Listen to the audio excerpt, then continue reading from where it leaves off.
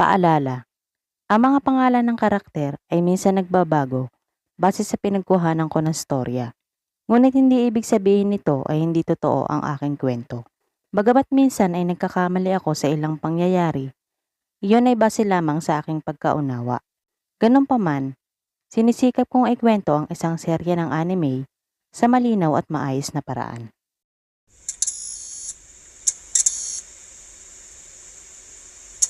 Kamusta mga ka-anime?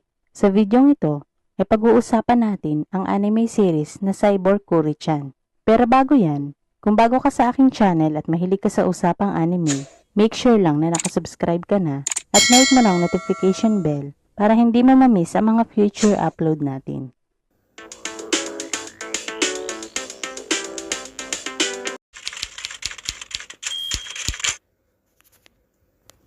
Sa tuktok ng isang malayong bundok ay matatagpuan ng isang kahina-hinalang laboratorio. Ito ay pag-aari ng isang henyong sayentipiko na si Dr. Go, kung saan niya nilikha ang isang cyborg na pusa na tinawag niyang Kuru-chan. Ang cyborg ay nalilikha sa pinagsamang buhay ng isang nilalang at makina na nagtataglay ng masigit na kalakasan kaysa sa ordinaryo nitong kalagayan. Nang matapos ni Dr. Go ang kanyang eksperimento, ay nagawang makatakas ni Kuro matapos matanggal ng kanyang kadena.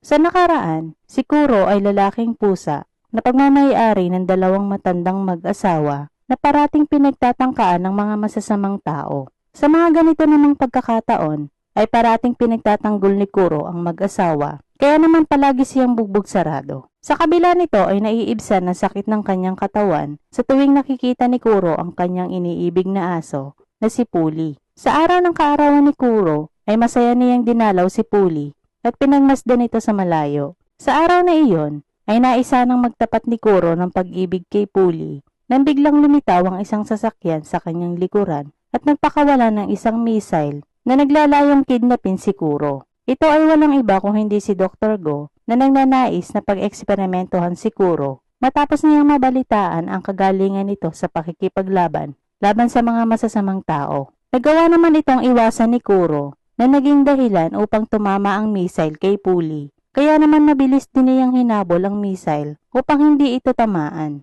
Dito nagtagumpay si Dr. Go na kidnapin si Kuro. Kasunod nito ay nagising si Kuro sa isang laboratorio na isa ng cyborg. Si Kuro ay nagtataglay ng malakas na kapangyarihan at mga pambihirang kakayahan, kaya naman ang pagtakas ay naging madali lang para sa kanya. Matapos nito ay nilayon ni Kuro na bumalik sa bahay ng mag-asawa na nangangalaga sa kanya. Ngunit hindi naging madali para sa kanya ang bumalik sa mga ito dahil tinugi siya ni Dr. Go sa tulong ng kampo nitong mga pusang cyborg na nauna na niyang pag-eksperimentohan. Ang mga ito ay tinawag niyang Nyan-Nyan Army. Bagamat mabilis ang pagtakbo ni Kuro, ay nagawa siyang abutan ni Dr. Go kasama ang Nyan-Nyan Army matapos niyang maubusan ng gasolina. Nang malapit na siyang mahuli ng isa sa mga Nyan-Nyan Army, ay naalala ni Kuro ang pagmamahal niya kay Puli at mula rito ay nagkaroon siya ng lakas upang labanan ng mga ito sa pamamagitan ng nakatago niyang kapangyarihan at ito ay ang pagpapalabas niya ng kuryente.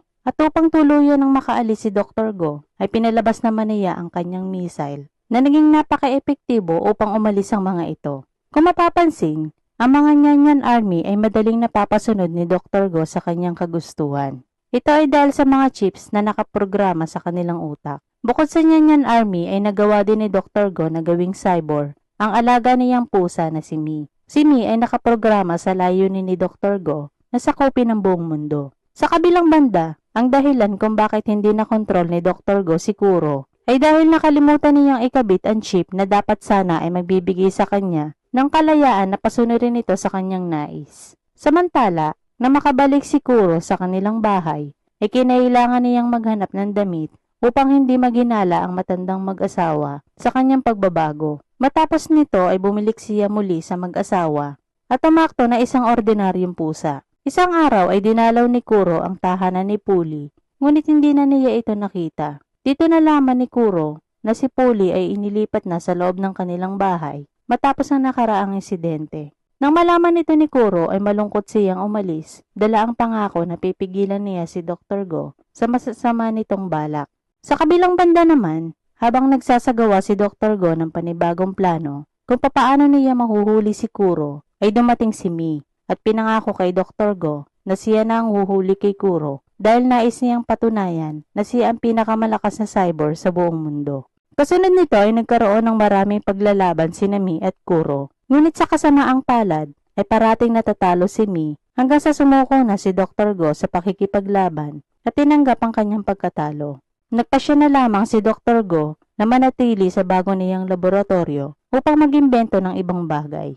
Si Mi naman ay natuturing tanggapin sa kanyang sarili na mas malakas sa kanya si Kuro. Kaya naman ang mga sumunod na nangyari ay nakipagtulungan si Mi kay Kuro laban sa mga masasamang nilalang na nagtatangka sa katahimikan ng mundo. Sa isang pagkakataon ay naligtas ni Kuro at Mi ang batang si Kotaro. Si Kotaro ay nagtataglay ng pambihirang katalinuhan na umabot sa doble ng IQ level ng isang nilalang. Matapos nito ay nagpasya si Kotaro na sumama kay Kuro at Mi sa kanilang pakikipagsapalaran. At upang hindi siya maalangan sa dalawa, ay nagbihis din siya ng damit ng kagaya ng sa pusa.